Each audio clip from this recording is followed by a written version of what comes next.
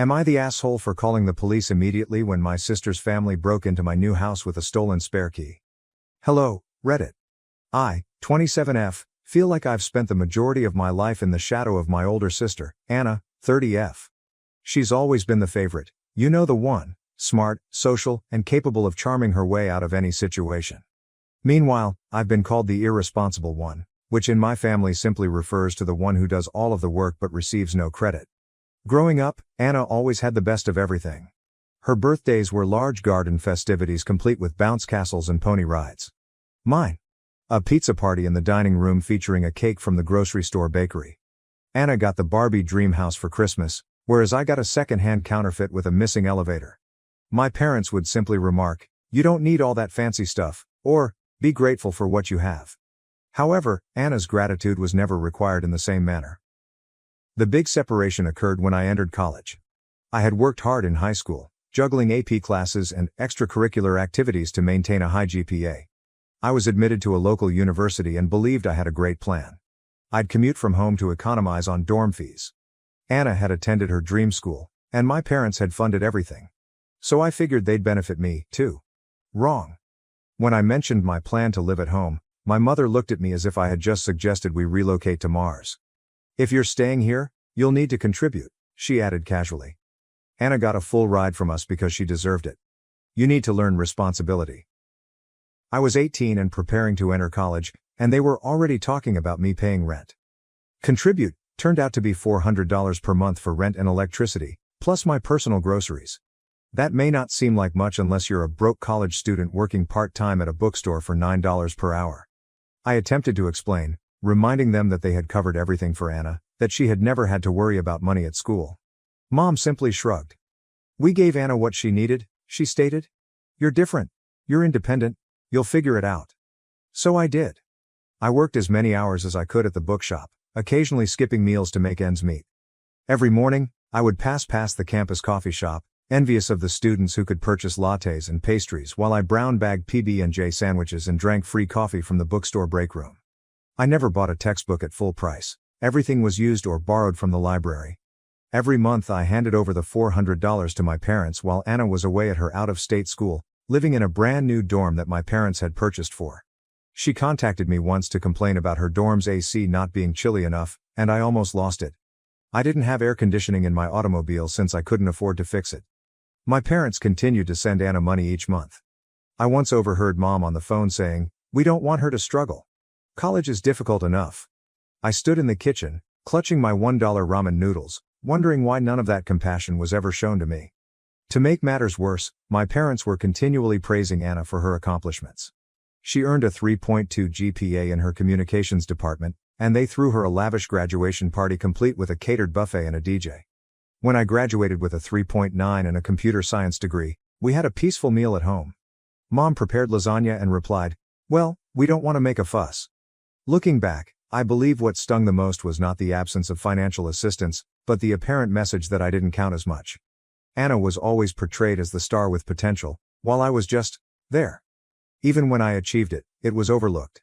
"Kate's smart. She doesn't need help," they'd say. It seemed like being capable was a curse. After college, I moved out as quickly as possible. I rented a little apartment near my first job and began living my life on my terms.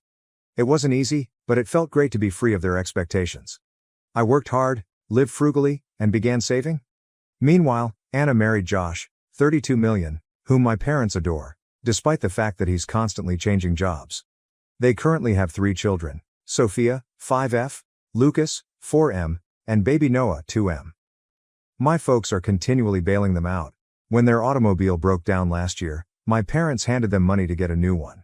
When Anna complained about how difficult it was to keep up with 3 children, Mom and Dad offered to babysit on weekends. I wish it didn't bother me anymore, but it still does.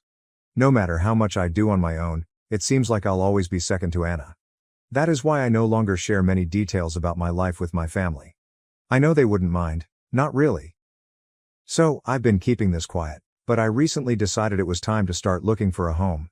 I had been renting this tiny flat for years, paying far too much for what was essentially a glorified shoebox. And I'd been saving for what seemed like forever. I ultimately came to the point where I thought, you know what? I deserve it. Now, here's the thing. I didn't inform my family. Not because it's a big secret, but because nothing with them can ever be solely about me. Everything becomes a group project. If I mentioned anything, I knew they'd start making it about Anna and her children, and how whatever I earned would help them in some way. So I decided it was easier to keep my lips shut until all was said and done. Apparently, that was overly hopeful. I'm not sure how this happened, but a woman I work with, let's call her Lisa, managed to let it slip. Lisa is one of those people who is always interested in what others are doing, and I believe she casually mentioned to someone that I was looking for a house. That person simply happened to be Anna's neighbor. From there, the news spread like wildfire. The delights of small-town Texas. A few days later, my mother contacted me. "Kate," she said, her tone excessively joyful. "Why didn't you tell us you're looking for a house?" I should have known better, but I chose to play dumb. "Oh, I'm just browsing around right now, nothing serious." "Well, Anna and I have been talking, and we have some great ideas for you." I could sense dread creeping in. "You're going to need something big enough for everyone, you know. At least 4 bedrooms, for the kids of course." "What kids?" I questioned. "I don't have kids." She kept going as if this were the most regular thing in the world. "You'll need space for Anna's family when they visit. And for us too. Oh, and it'd be great if it was close to Anna's place." I'm not sure why I was startled. She had already turned my potential house into the solution to their issues. I said something non-committal and hung up the phone as quickly as I could, thinking it was a one-time occurrence. But, oh dear, it wasn't. My mom and Anna began flooding me with house listings after that. I'm not exaggerating when I say it turned into a part-time job for them. Every day, I'd receive at least a dozen links to ludicrous houses, large homes with 4 or 5 bedrooms, pools, 3-car garages, and the works. It was as if they assumed I was looking for a reality TV mansion. One day, Mom texted, "Did you see that one on Maple Street? It's a huge one, just perfect." Another time, Anna emailed me a link to a 6-bedroom property with a remark that read, "This would be so suitable for us. We finally have space to spread out. United States." I stared at the message for a good minute, wondering how my property purchase had become a collaborative endeavor. What is the worst part? They were not even pretending it was about me. Every place they recommended was oriented toward Anna's family. "This one has a finished basement, Josh could turn it into his man cave. The kids would love the pool in this one. Look, Kate. There's even a guest room for Mom and Dad when they visit." It was exhausting. At first, I attempted to gently lead them away, assuring them that I was only shopping for something modest for myself. But that simply made matters worse. That's when I decided to cease responding. I silenced the group chat and disregarded their messages. I assumed they would finally get the point and move on. Meanwhile, I continued searching for houses on my own. I spent my evenings reading through Zillow and my weekends looking at open houses. I didn't tell anyone where I was going, and I avoided anything slightly related to Anna's area. I didn't want to run into anyone who might tell my mother. After weeks of looking, I finally found it, a little 2-bedroom cottage just outside the city. It had everything I desired. A nice little porch, a sunny kitchen, and a lawn large enough for a garden. It wasn't elegant, but it felt familiar. The moment I stepped through the door, I knew it was mine. I submitted an offer, and after a few nerve-wracking days, it was approved. I can't even explain how fantastic it felt. For the first time in my life, I was doing something solely for myself, with no influence from anyone. Of course, I did not inform my family. I decided to let them keep delivering their helpful suggestions while I silently moved forward. But then my mother called me out of nowhere. "We're having dinner next weekend. You're coming, right?" I nearly said no. But then I had a thought. You know what? Let's get this over with. So I'm going to this dinner, and I already know what it will be like. They'll probably have a full PowerPoint presentation prepared. Here comes the fun part. I'm about to reveal that I've already purchased a home. I won't sugarcoat it either. I can already hear theatrical gasps and complaints. Thank you for sticking around. I'll send you an update after dinner. Update 1. First and foremost, I'd like to thank everyone who left comments and advice on my previous article. I promised to update you after dinner, so here we go. Buckle up, because there was a lot. So I arrived at my folks' place last Saturday at precisely 6 p.m., mentally prepared for whatever rubbish they were about to throw at me. The moment I went in, there was already commotion. The kids were shouting, Josh was sitting on the couch watching TV, and my mother was busy in the kitchen. She looked over and said, "Oh good, you're on time for once. We are off to a good start, right?" We sat down for supper and the conversation began with the normal small talk. Dad complained about gas prices, Josh about something at work, and Anna about how difficult it was to manage 3 children. Noah keeps waking up in the middle of the night, she explained, scooping mashed potatoes onto her plate. We're just so cramped. I feel like I'm losing my mind. I knew where this was going, but I played along, nodding sympathetically while concentrating on my lasagna. Then my mother cleared her throat in the manner she did before making an announcement. Kate, she replied with a huge smile, we've been talking, and we think we found the perfect house for you. I almost choked on my water. Of course, they'd arrive with a plan. Oh? I asked, keeping my tone as neutral as possible. Yes, Anna chimed in. It's a beautiful place, and it's only a few blocks from us. It has 5 bedrooms, a huge yard for the kids, and even a guest suite. Mom interrupted before I could respond. It's perfect for everyone. There's enough space for the kids to finally have their own rooms, and Josh could even set up an office. Plus, it's in such a great neighborhood, close to good schools. I just stared at them, bewildered. They weren't even pretending it was about me anymore. So, Anna replied, smiling as if everything was settled, we can go see it tomorrow if you want. That's when I decided I'd had it. Actually, I responded, setting down my fork. I've already bought a house. The room went completely silent. Even the children stopped making noise. What? Mom asked, her voice harsh. I bought a house, I reiterated. It's a small, 2-bedroom cottage just outside the city. It's perfect for me. For a little moment, I considered whether they would be pleased for me. Mom's face turned red, and Anna's mouth virtually dropped to the floor. A cottage? Anna finally asked, her tone full of skepticism. How are we supposed to fit in a cottage? You're not, I informed you, because it's my house. I bought it for me. Mom stepped in before Anna could react. Kate, how could you make such a big decision without consulting us? We've been working so hard to find the perfect place for you. No, I replied, trying to maintain my cool. You've been working hard to find the perfect place for Anna and her family. I didn't need your help. I knew what I wanted, and I bought it. Anna's voice became quite high-pitched, as if she were about to cry. But we need this, Kate. Do you know how hard it is for us in that tiny apartment? The kids have to share a room, and Noah's crib is in our bedroom. It's not fair to them. I took a big breath, hoping not to lose it. That's not my problem, Anna. I've worked hard to get to this point, and I'm not giving up my dream house to fix your situation. That's when Dad decided to join in. He smashed his hand upon the table. You're being selfish, Kate. Family is supposed to help each other. What's wrong with you? I stood up, my heart racing. I'm not selfish. I'm finally standing up for myself. And if that makes me the bad guy in your eyes, so be it. The place erupted into turmoil. Anna was crying. Mom was ranting about how she had raised me better. Dad was complaining about how dissatisfied he was. Josh sat there, stuffing food into his mouth as if nothing was occurring. I grabbed my handbag and went to the door. Mom pursued me, crying, "You can't just walk away from your family like this." I turned back and screamed, "Watch me." I then got into my car and drove home, shivering with rage and relief. Things have gotten out of hand in unexpected ways. My mother and Anna have both gone on full social media attack mode. Anna shared images of her children packed close on their bunk bed with remarks like, "All they want is a little space to grow, but I guess some people think family isn't worth helping anymore." People who didn't know the complete situation left remarks such as, "How could anyone be so heartless?" To make matters worse, someone, probably Lisa, saw these posts, and now half of my office is talking about how I abandoned my family. I'm attempting to maintain a positive attitude and concentrate on my work, but it's becoming increasingly difficult.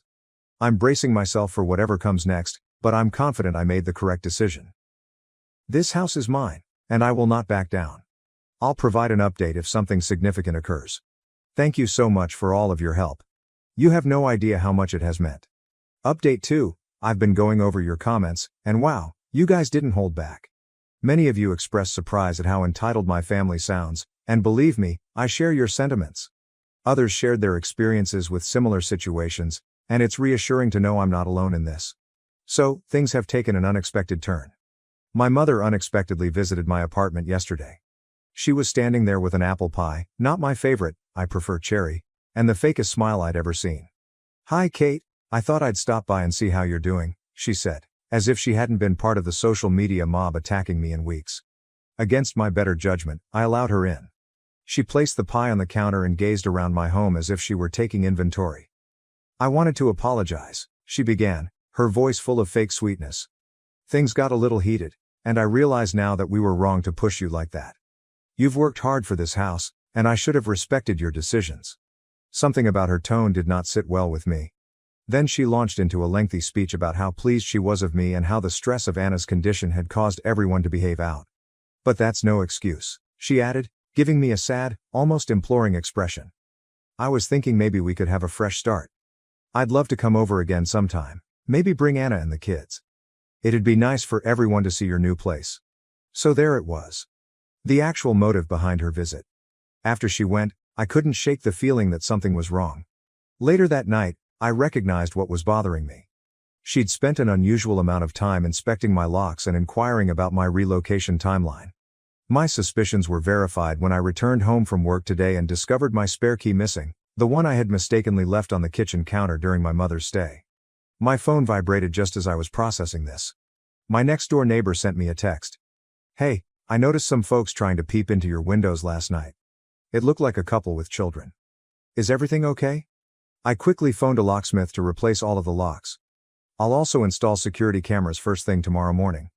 I can't believe they would go this low, but I'm also not surprised. I've stopped answering phone calls and texts from anyone in my family. Mom's apology was obviously simply a reconnaissance operation, and I'm done giving them the benefit of the doubt. The disturbing issue is that I don't think they'll stop. Dad left a voicemail stating, "This isn't over, Kate. Family has to stick together, whether you like it or not." At this point, it seems like a threat rather than a concern. I'm currently documenting everything, every text, voicemail, and suspicious incident. My gut tells me I'll need this record shortly. I will keep you updated if anything else happens. Reddit, thank you for all of your support. It's incredibly helpful to have folks confirm that I'm not insane for demanding fundamental boundaries. Update 3. Hello Reddit, I never imagined I'd be posting this update, but here we are.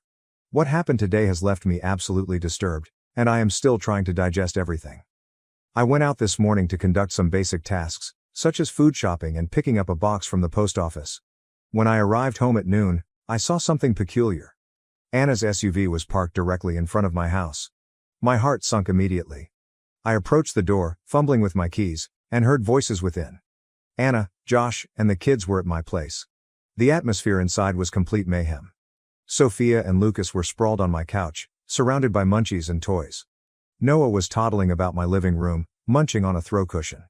Josh was in the kitchen, looting my refrigerator, and Anna was in the sunroom, rearranging my furniture as if she were on HGTV. "What the hell's going on?" I managed to reply, my voice shaking from fury and disbelief. Anna looked up, unaffected. "Oh hey, Kate, we figured it'd be easier to just move in while you were out."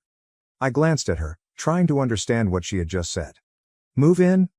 "Mom gave us the key," she explained, nodding to the kitchen counter. "We truly needed the space, and your home is ideal for us. It could have been bigger if you'd listened to us, but we'll make it happen. Josh can now have an office instead of bickering." Instead of arguing, I took out my phone and dialed 911. "Seriously?" Anna replied, her voice full of incredulity. "Are you calling the cops on your own family? Watch me." When the cops arrived, Anna and Josh attempted to argue that because we were family, this was not a true break-in. The officers wouldn't have it. They informed them that they were trespassing and needed to leave immediately. Anna began crying, saying she didn't realize it was such a huge deal, and Josh muttered something about my being selfish as they packed away their belongings, including the goodies they had plundered from my cupboard. After they went, one of the officers approached me and asked if I wanted to file charges. I considered it for a time before deciding against it, as long as they stayed away from my land. The officer nodded, saying they'd file a report if anything more happened. I've already phoned a locksmith to change the locks again, and I'll have a security system put in tomorrow. I've also hired a lawyer to create an official cease and desist letter to deliver to my parents, Anna and Josh. The letter describes everything they've done and expresses that if they continue to harass me, I will not hesitate to take legal action. I still can't believe my own sister felt this was appropriate and my mother gave them the key. I don't even have words for it. I will keep you updated if anything else happens, but perhaps this is the final straw. I am done giving them opportunities. Blood is not always thicker than water, particularly when it is dangerous. Update 4. I'd like to begin by thanking everyone who has followed this wild trip. After all of your comments and support, I believe I owe you a final report on the issue. Yes, I mean final, because I have formally severed all relations with my family. First came the guilt-inducing phone calls. Every single relative, including those I hadn't spoken to in years, began phoning me. My aunt, who hardly recognized my existence growing up, left a voicemail that read, "How can you do this to your sister? Family has to stick together." Then, my parents launched a smear campaign in our town. Mom shared photos of my house on Facebook. I'm not sure how she obtained them, with sentiments like, "It's so sad when someone forgets where they came from. Family sacrifices so much for you, and this is how they repay you." People who didn't know the complete scenario left comments accusing me of being ungrateful and selfish. Last week, Anna took it to a new level. She arrived at my business at lunch hour with all 3 children. I was in a meeting when our receptionist called to report that my sister was crying in the lobby and raising a disturbance. By the time I arrived, half of my coworkers had gathered to witness Anna theatrically tell how I was leaving her children homeless. I drew her aside and ordered her to leave. She responded by letting the kids run around the office while yelling about how I had plenty of space but was too selfish to share.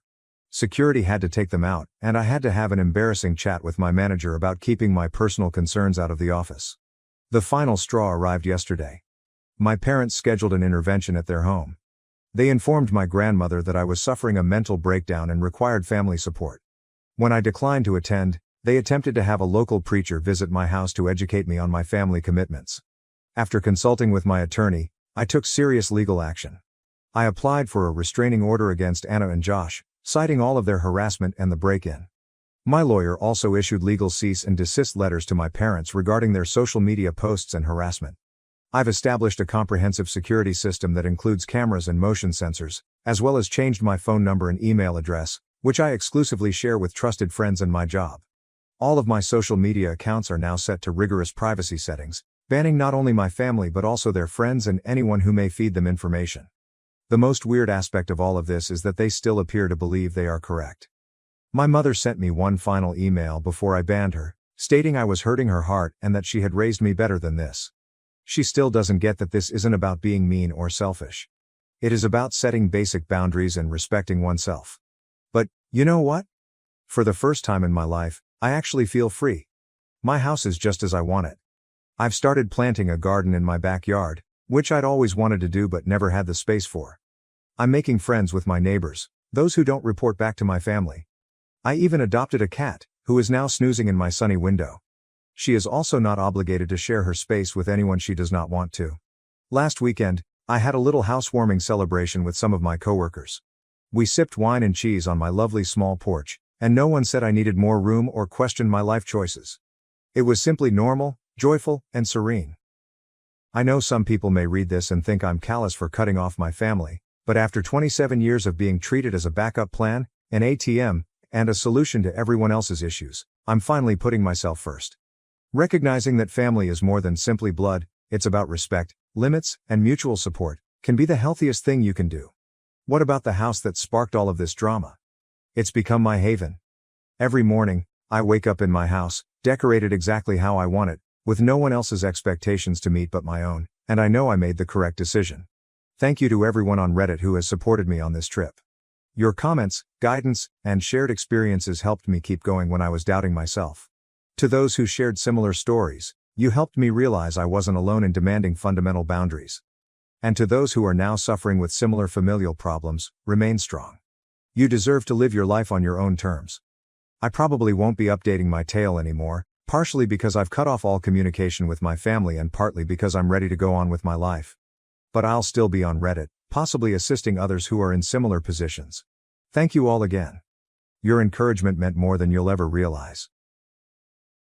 Thank you for watching. If you haven't subscribed yet, please do so and hit the notification bell to stay updated with more shocking real-life stories happening around you.